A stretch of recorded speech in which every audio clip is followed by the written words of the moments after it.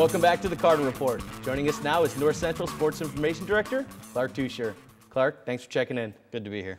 So the men's team wasn't the only team that came away with All-American finishes at the Outdoor Track and Field Championships, as the women come away with 2 All-American throwers. Yeah, you know, Lena Baker got it started on Friday in the hammer throw with the 7th place finish. She was the first qualifier we've ever had in the hammer throw at the national meet, and to get an All-America certificate out of that certainly is a heck of an accomplishment. Ebony Stallworth in the shot put was 3rd after the prelims. She broke her own school record by almost 2 feet.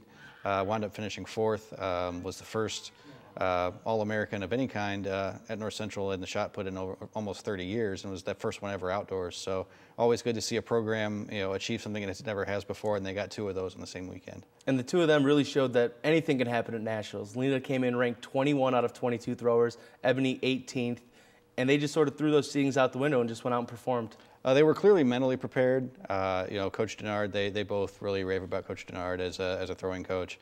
You know, for somebody who's so recently removed from his own athletic career, he really has a real understanding of the psychological aspect of preparing for a championship competition. And both of them who are best friends away from track and field, so they were there for supporting each other as well. So both of them were definitely prepared and ready to go. Look, they had other teammates along with them, and the best thing about it, all the qualifiers will be back next year for the women, including Jocelyn Redlinski, Manny Coglanese, Elizabeth Composto, and Alana Ainsley. So that really shows that the depth of this team is just going to get stronger. Yeah, that was kind of a nice snapshot of the whole year, the way it went for the team. You know, a lot of real talented athletes who are just real young.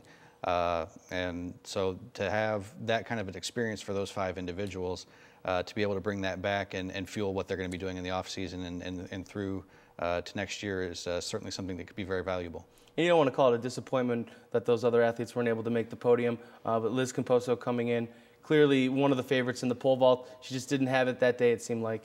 Yeah, you know, the pole vault's an event that can be like that. You know, they had an evening where, you know, it was kind of a cold evening for a late spring track meet.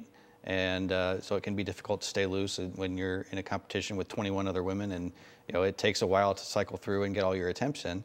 And if something's not going well, you only have a certain amount of ways that you can fix it.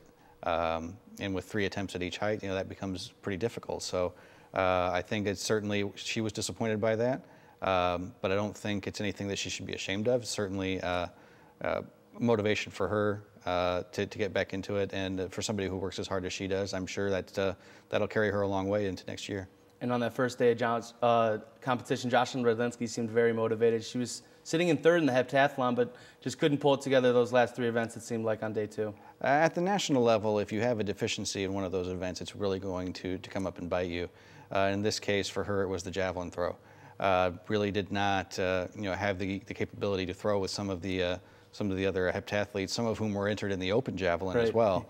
And then to come back in the 800-meter run, which again is not a terrible event for her, but not one of the stronger ones like on the first day.